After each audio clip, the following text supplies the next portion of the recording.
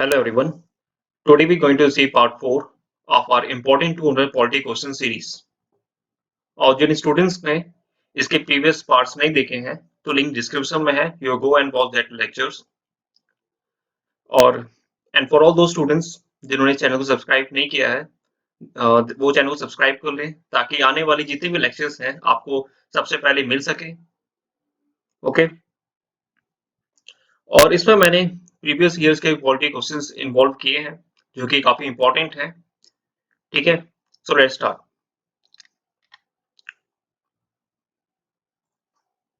On which date did the NITI Aayog replace the planning commission? कौन से date में नीति आयोग आया था जिसने रिप्लेस कर दिया था प्लानिंग कमीशन को? राइट आंसर इज 1 जनवरी 2015। ठीक है, 1 जनवरी 2015 को नीति आयोग आया था। ठीक है, और नीति आयोग के चेयरमैन कौन होते हैं? चेयरमैन होते हैं प्राइम मिनिस्टर जी। ठीक है, the PM of the country is the chairman of the Niti Aayog. ठीक है, तो अभी हमारे honourable prime minister Narendra Modi ji वो चेयरमैन है नीति आयोग के। ओके, और वाइस प्रेसिडेंट कौन होते हैं नीति आयोग के? जो वाइस प्रेसिडेंट होते हैं वो अभी हैं doctor Rajeev Kumar. Okay, doctor Rajeev Kumar ji हैं अभी। ठीक है,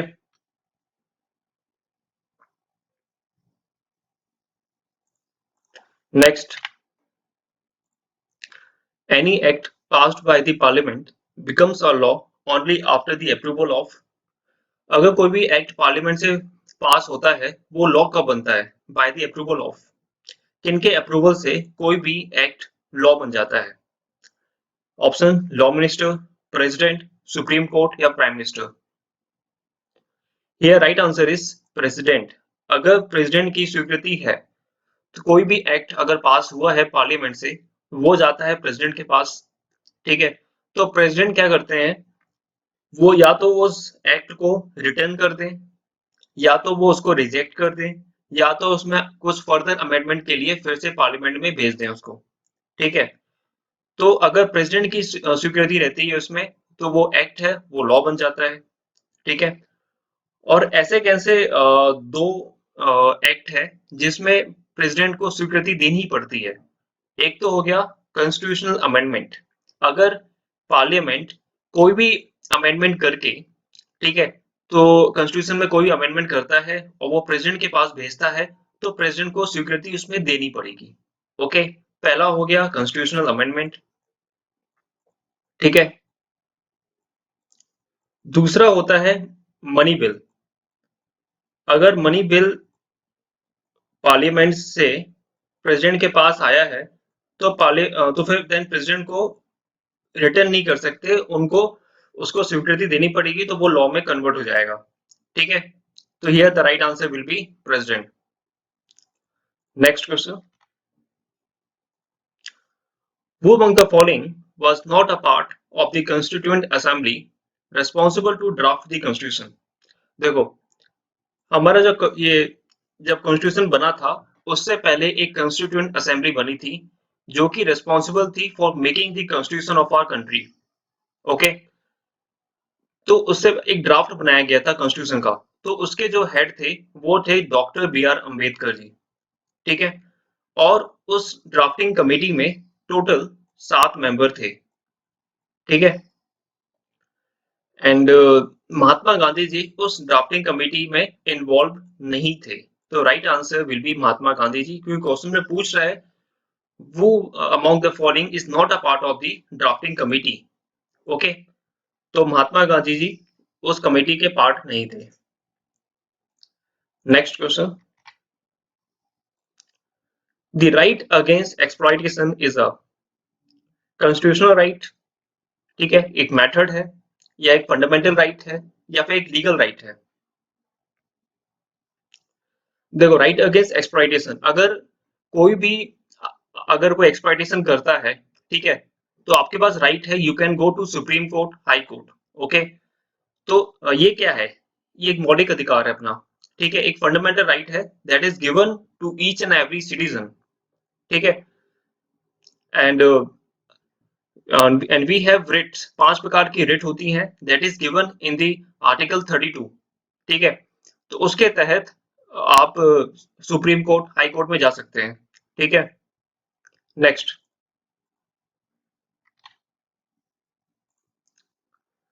who has to resign when the no confidence motion is passed in the Lok Sabha? अगर लोकसभा में प्रेजेंट सरकार है अभी, ठीक है, अगर no confidence motion, that is no confident, अगर एक मोशन पास होता है लोकसभा में जिसको कहते हैं अविश्वास प्रस्ताव, ठीक है, अगर वो पारित होता है तो किसको जाना पड़ेगा, किसको रिजाइन करना पड़ेगा? या तो एक A Lok Sabha speaker, the leader of the opposition, C council of ministers, या D president. Right answer will be council of ministers. देखो क्या होता है, गवर्नमेंट किससे मिलकर बनी है? Prime minister plus council of ministers, ठीक है। अगर काउंसिल ऑफ मिनिस्टर्स जारी है तो सीधी बात है प्राइम मिनिस्टर भी रिजाइन देना पड़ेगा, तो हमारी जो सरकार है वो गिर जाएगी। अगर वो कॉन्फिडेंट शो नहीं करते हैं, कॉन्फिडेंट मोशन शो नहीं करते हैं लोकसभा में, तो हमारी सरकार गिर जाएगी। ओके, तो here the right answer will be council of ministers. Next, under which constitutional amendment the preamble of the constitution was amended? देखो जो प्रियम्बलम है अपना, उसको एक बार अभी तक अमेंडमेंट किया गया है, ठीक है। तो here the right answer will B 42nd amendment, ठीक है, जो कि 1976 में किया गया था।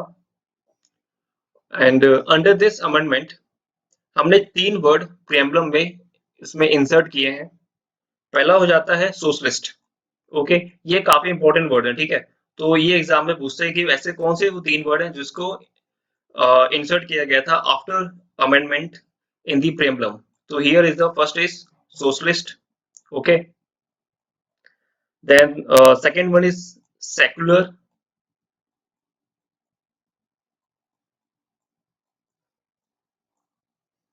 and third one is integrity.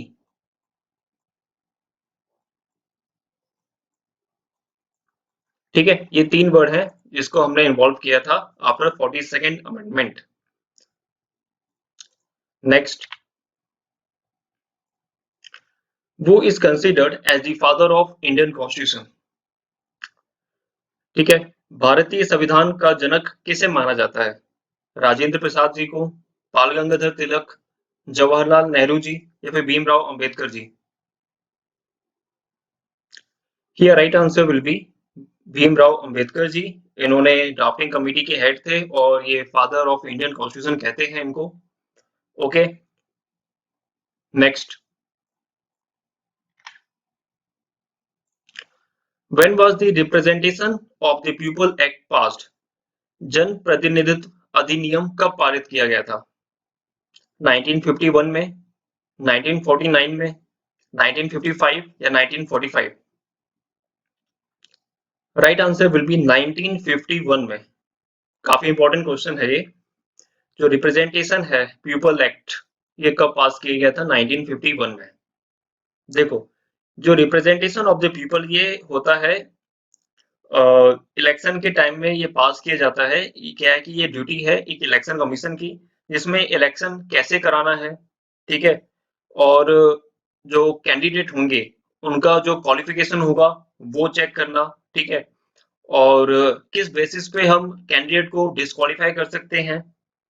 And corruption, अगर कोई भी इलेक्शन हो रहा है उसको इलेक्शन को कंडक्ट कराना, ठीक है, बिना किसी करप्शन के, ठीक है, ये सारी मतलब एक ड्यूटीज होती हैं जो कि इसके अंदर तहत होती हैं, representation of the people act के अंदर होती हैं, ठीक है।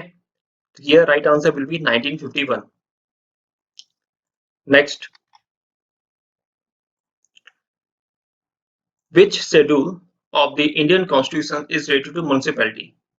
ठीक है, देखो कौन सा ऐसा शेड्यूल है जो कि रिलेटेड है म्युनिसिपैलिटी से, ठीक है, 11th, 10th, 9th या फिर 12th? Right answer will B 12th schedule. देखो 12 शेड्यूल है अपने कॉन्स्टिट्यूशन में, ठीक है, ये याद रखना कि एग्जाम में पूछ लेता है कि total how many schedules are Indian constitution. Total 12 schedules हैं। ओके। एंड जो अपना ये है 12th शेड्यूल, ये है म्युनिसिपैलिटीज वाला। ठीक है। एंड हियर 11th दिया हुआ है, ये है पंचायत वाला। ठीक है।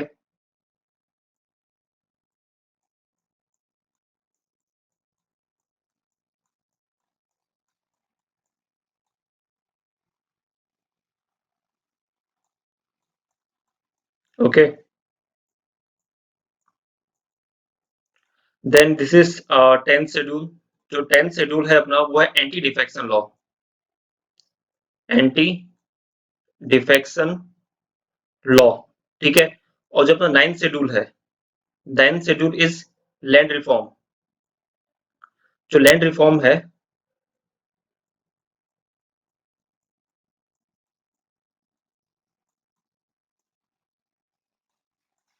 Okay, that is 9th schedule. तो here right answer will be municipality, जो कि 12th शेड्यूल है। Next, which amendment limited the size of the council of minister to 15% of the total size of the house।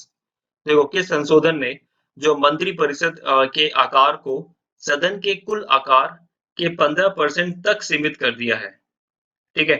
74th amendment, 86th, 91st या फिर 61st।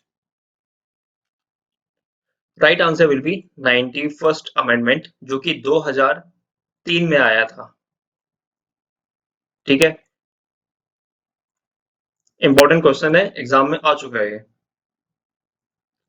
Next, under which amendment the provision for free, देखो free and compulsory education की बात कर रहा है, जो कि 6 से लेके 14 साल के बच्चों को दिया जाएगा। तो ये कौन से अमेंडमेंट में आया था? ठीक है। Right answer will B 86 amendment. हालांकि ये कई बार मैं बता चुका हूं आपको, जो 86 अमेंडमेंट है, ठीक है, ये 2002 में आया था। ठीक है। ईयर काफी इंपॉर्टेंट है। ये पूरा जो है 86 अमेंडमेंट 2002 होगा, फुल एक याद रखना है ये विथ ईयर। ओके। और इसके तहत क्या है कि एक आर्टिकल आया था, जो कि था आर्टिकल न्यू इंसर्ट हो गया था कॉन्स्टिट्यूशन में, दैट इज 21A। ओके। इसके तहत क्या था, राइट टू एजुकेशन की बात की गई थी, जो कि एक free and compulsory elementary education, जो कि 6 से लेकर 14 साल के बच्चों को दिया जाएगा, उसकी बात की गई थी इसमें। ठीक है। That is right to education, 86 amendment. काफी इंपॉर्टेंट क्वेश्चन है। Next, which article of the Indian constitution states that law declared by supreme court. देखो ये क्वेश्चन कह रहा है कि अगर कोई भी लॉ डिक्लेयर होता है सुप्रीम कोर्ट के द्वारा, जो ठीक है, जो ऑर्डर पास हुए हैं, जो लॉ डिक्लेयर किया गया है, वो बाइंडिंग होगा ऑन ऑल कोर्ट्स, सारे कोर्ट्स को वो मानना पड़ेगा। ठीक है, with in the territory of India. ठीक है। अगर कोई भी लॉ डिक्लेयर होता है सुप्रीम कोर्ट के द्वारा, वो लॉ हर कोर्ट को मानना पड़ेगा। ठीक है। ये कौन सा आर्टिकल बताता है? आर्टिकल 127, 133, 147 या फिर 141? Here right answer will B article 141। काफी इंपॉर्टेंट क्वेश्चन है। ठीक है। नेक्स्ट, वो implement model code of conduct for election in India. देखो भारत में चुनाव के लिए जो आचार संहिता लगती है, वो कौन लागू करता है? पार्लियामेंट, सुप्रीम कोर्ट या रिटर्निंग ऑफिसर या फिर election commission? Right answer will B election commission. जो आचार संहिता लागू करते हैं वो करता है इलेक्शन कमीशन। ओके। एक होते हैं हमारे चीफ इलेक्शन कमिश्नर। ठीक है। चीफ, एक होते हैं चीफ इलेक्शन,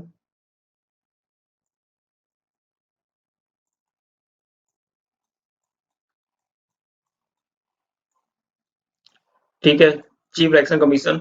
और और दो होते हैं हमारे इलेक्शन कमीशन। ठीक है। जो चीफ इलेक्शन कमिश्नर है हमारे, वो अभी हैं सुनील अरोड़ा जी। ठीक है, अभी कौन है हमारे?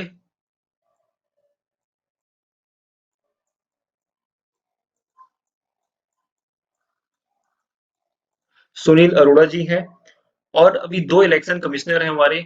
पहले तो हो गए हमारे ये अशोक लवासा जी।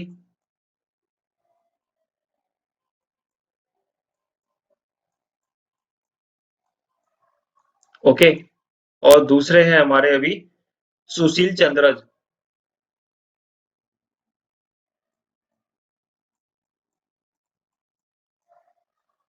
ठीक है, सुशील चंद्रा। और ये जो इलेक्शन कमिश्नर होते हैं, ये अपॉइंटमेंट इनको दी जाती है प्रेसिडेंट के द्वारा। ठीक है। और इनकी जो कार्यकाल की अवधि होती है, वो होती है 65 ईयर एज। और या तो 65 इनके एज हो जाए, या तो 6 साल का इनका कार्यकाल हो जाए। ठीक है, ये अवधि होती है 65 ईयर्स और 6 साल। ठीक है। नेक्स्ट, वो is the head of the state and is the highest formal authority in India. Bharat में राज्य का प्रमुख और सबसे उच्च औपचारिक अधिकारी कौन होता है? प्राइम मिनिस्टर, प्रेसिडेंट, पार्लियामेंट या फिर vice president? Here right answer will be president. President जो होते हैं वो हेड ऑफ द स्टेट होते हैं। ठीक है, हेड ऑफ द स्टेट होते हैं and having highest formal authority in India. ठीक है, सबसे उच्च औपचारिक अधिकारी कौन होते हैं? प्रेसिडेंट होते हैं। ठीक है। और प्रेसिडेंट का कैसा इलेक्शन होता है? इनडायरेक्ट इलेक्शन होता है। ये बात हमेशा याद रखना कि प्रेसिडेंट का जो इलेक्शन होता है वो हमेशा इनडायरेक्ट होता है। और जो उसमें पार्टिसिपेट करते हैं, वो ओनली इलेक्टेड मेंबर्स पार्टिसिपेट करते हैं। ठीक है, नॉमिनेटेड मेंबर्स पार्टिसिपेट नहीं करते हैं। हमेशा इलेक्टेड मेंबर ही पार्टिसिपेट करते हैं प्रेसिडेंट के इलेक्शन में। ठीक है। Next, according to which article of the Indian constitution the president rule is implemented in a state? देखो, प्रेसिडेंट रूल की बात कर रहा है, किसमें? स्टेट में। तो आंसर हो जाएगा अपना आर्टिकल 356। देखो, दो तीन प्रकार के मतलब रूल लगते हैं। एक होता है 352। उसके तहत क्या होता है? नेशनल इमरजेंसी लगाई जाती है। ठीक है, नेशनल इमरजेंसी लगाई जाती है।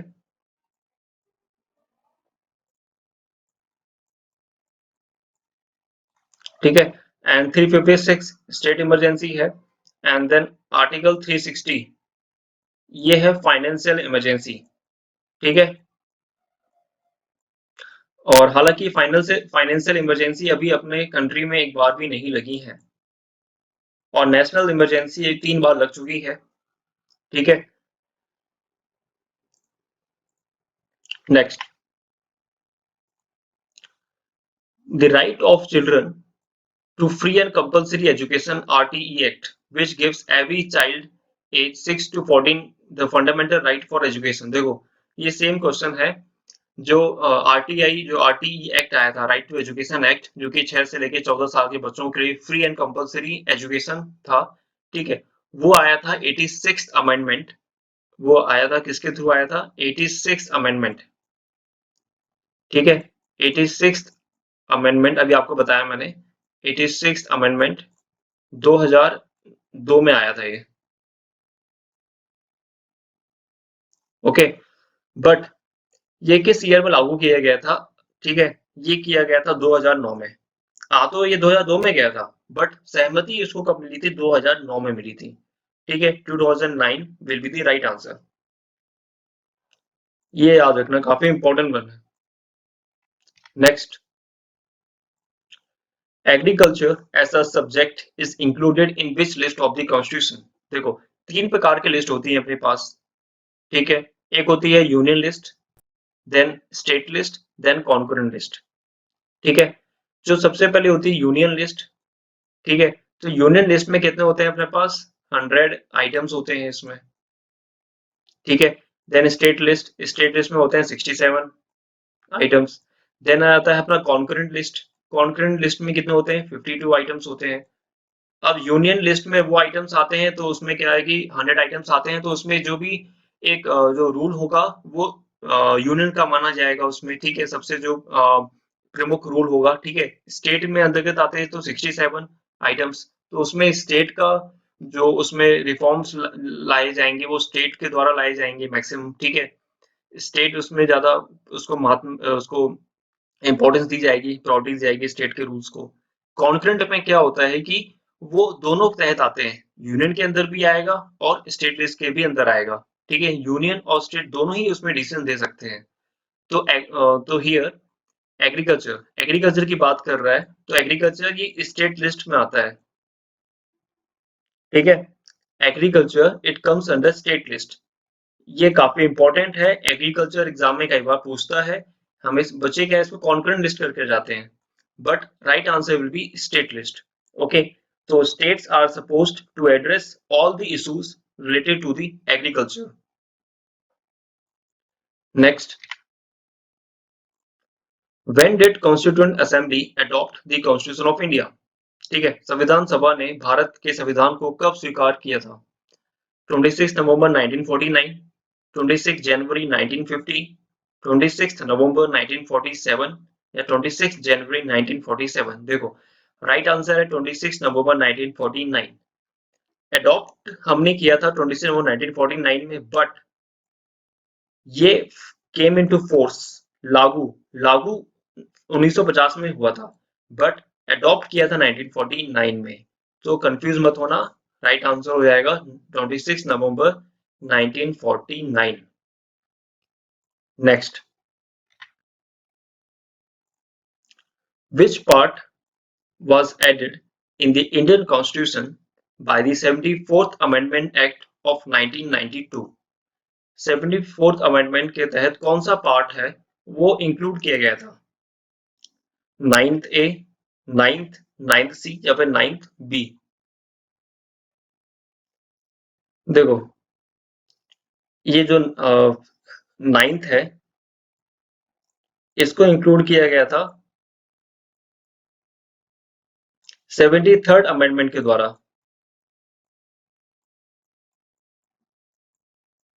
ठीक है? 73rd अमेंडमेंट के द्वारा इसको इंक्लूड किया गया था, काफी इंपॉर्टेंट है। ये क्या बताता है? पंचायत, ये पंचायत के से रिलेटेड है, ठीक है? फिर इसके बाद है नाइन्थ बी, ये है कोऑपरेटिव सोसाइटी, जितनी भी अपनी कोऑपरेटिव सोसाइटीज हैं, it is for that.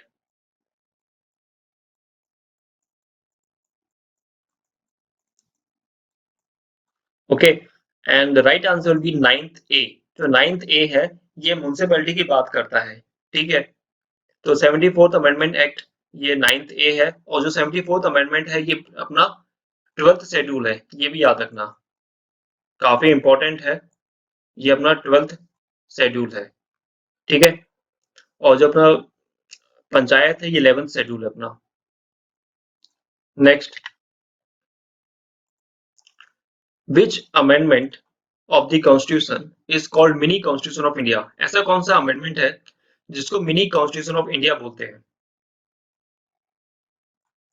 54th, 25th या 24th अमेंडमेंट या 42nd अमेंडमेंट? ये right answer will B 42nd amendment, ठीक है? जो 42nd अमेंडमेंट है वो मिनी कॉन्स्टिट्यूशन ऑफ इंडिया उसको कहा जाता है। ये काफी इंपॉर्टेंट क्वेश्चन है, ठीक है? कई बार एग्जाम में पूछता है कि मिनी कॉन्स्टिट्यूशन ऑफ इंडिया कौन सा अमेंडमेंट है, तो वो है 42nd अमेंडमेंट, ठीक है? जो कि 1976 में आया था। Year is also important, year भी पूछ लेता है कि भाई कौन से साल में आया था ये, तो याद रखना ये 1976 में आया था, ठीक है? और इसके तहत हमने क्या-क्या इंक्लूड किया था कॉन्स्टिट्यूशन में? एक तो 3 वर्ड इंक्लूड किए थे जो कि मैंने आपको बताया, ठीक है? सोशलिस्ट, सेक्युलर और इंटीग्रिटी, ठीक है? और इसके तहत फंडामेंटल ड्यूटीज, जो 10 फंडामेंटल ड्यूटीज हैं वो हमने इंक्लूड की थी 42nd अमेंडमेंट में, ठीक है? और एक ये बात भी इंक्लूड की थी हमने, अगर इमरजेंसी, नेशनल इमरजेंसी अगर इम्पोज की जाती है, लागू की जाती है, तो उस समय जो लोकसभा का जो टेन्योर होगा, हालांकि जो लोकसभा का टेन्योर वो 5 साल का होता है, बट इन दैट ईयर जो लोकसभा का जो टेन्योर होगा वो 1 साल और बढ़ा दिया जाएगा उसमें, ठीक है? ये बात। Next, election to panchayat in a state are conducted by, जो इलेक्शन होते हैं पंचायत के स्टेट में, उन्हें कौन कंडक्ट करता है? इलेक्शन कमीशन ऑफ इंडिया, या फिर ज्वाइंट पब्लिक सर्विस कमीशन, या फिर स्टेट इलेक्शन कमीशन, या फिर ग्राम सभा।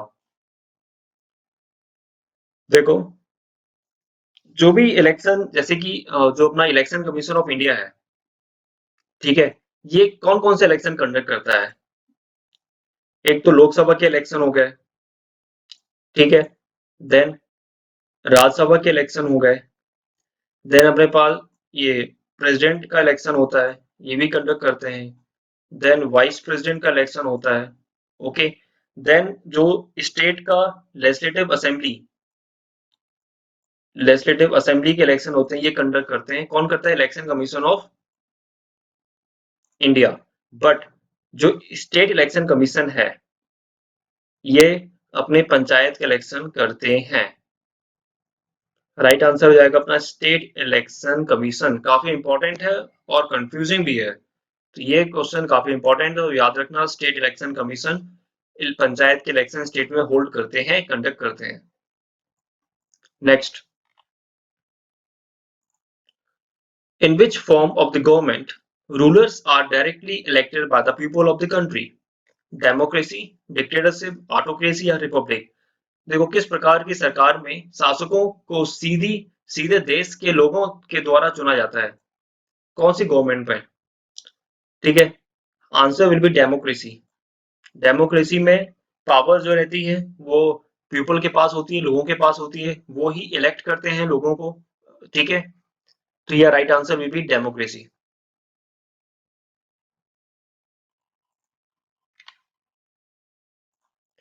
When was the citizenship act passed? नागरिकता अधिनियम कब पारित किया गया था? 1952, 1955, 1960 या फिर 65? राइट आंसर विल बी 1955 में जो ये नागरिकता अधिनियम है, ये पारित किया गया था, ठीक है।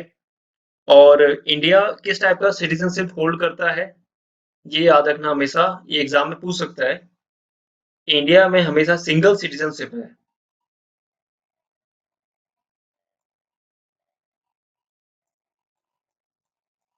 ठीक है। इंडिया सिंगल सिटीजनशिप एक्ट ये होल्ड करता है, ठीक है। और जो सिटीजनशिप है, ये है आर्टिकल 5 से लेके आर्टिकल 11 तक अपने कॉन्स्टिट्यूशन में दिया हुआ है।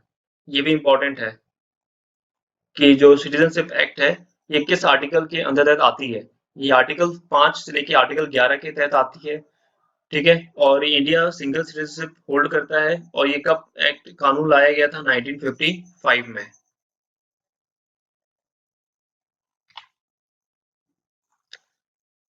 Second backward classes commission is also known as Mandal commission, Tendulkar commission, या फिर नेहरू कमीशन, या फिर अंबेडकर कमीशन? देखो, सेकेंड बैकवर्ड क्लासेस यानी कि हम किसकी बात कर रहे हैं? ओबीसी की बात कर रहे हैं। तो ये कौन से कमीशन में आया था, ठीक है, इनको प्राथमिकता दी गई थी? वो थी मंडल कमीशन, ठीक है, मंडल कमीशन में दी गई थी।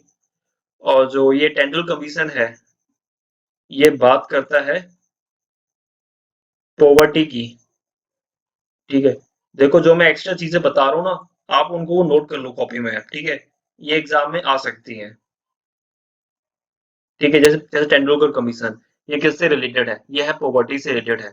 और मंडल कमीशन, ये सेकंड बैकवर्ड क्लासेस कमीशन से रिलेटेड है। या right answer will B Mandal commission.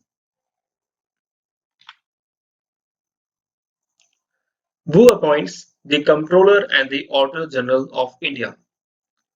Prime Minister, President, Chief Justice of India या फिर supreme court? Right answer will be president, ठीक है। देखो, मैंने बताया था आपको, ऑफ इंडिया जहां भी आता है तो उनकी जो अपॉइंटमेंट होती है वो होती है बाय द प्रेसिडेंट, और ऑफ स्टेट आता है तो वो अपॉइंटमेंट की जाती है बाय द गवर्नर के द्वारा, ठीक है। एंड और जो कैग है, इनका जो एज होती है लिमिट, वो 65 ईयर्स, ठीक है, और 6 साल, ये इनका कार्यकाल रहता है, ठीक है। Next, who was the first national security advisor of India? Pankaj Singh, Manmohan Singh या प्रोफेसर राजेंद्र खन्ना या D Brajesh Mishra? Right answer is Brajesh Mishra. ये हमारे भारत के पहले राष्ट्रीय सुरक्षा सलाहकार हैं। ठीक है, और अभी करंट में कौन है? अजीत डोभाल जी हैं। ठीक है, करंट में अजीत डोभाल जी हैं। काफी इंपॉर्टेंट है ये क्वेश्चन। तो ये थे हमारे ये 25 क्वेश्चंस जो कि काफी इंपॉर्टेंट थे, जो कि प्रीवियस 2019 में आ चुके हुए क्वेश्चंस हैं ये। ठीक है, तो आप जो भी मैंने एक्स्ट्रा पॉइंट बताए हैं या फिर कुछ इंपॉर्टेंट क्वेश्चंस आपको लगे हैं जो आपको अब नहीं बनते हैं, तो आप उनको अलग से नोट डाउन कर लो। ओके, और ये हमारी सीरीज चलती रहेगी। टोटल अभी 100 क्वेश्चंस कंप्लीट हो चुके हैं। ठीक है, 100 क्वेश्चंस और हैं, तो ये नेक्स्ट सीरीज हमारी आती रहेगी। तो जिन स्टूडेंट्स ने इस चैनल को सब्सक्राइब नहीं किया है तो वो चैनल को सब्सक्राइब कर लें, ताकि आने वाले जितने भी लेक्चर्स हैं, ठीक है, आपसे मिस ना हो, सबसे पहले आपको वो लेक्चर मिल सके। ठीक है, और इस लेक्चर को आप शेयर कीजिए, लाइक कीजिए। ठीक है, till then good bye and thank you.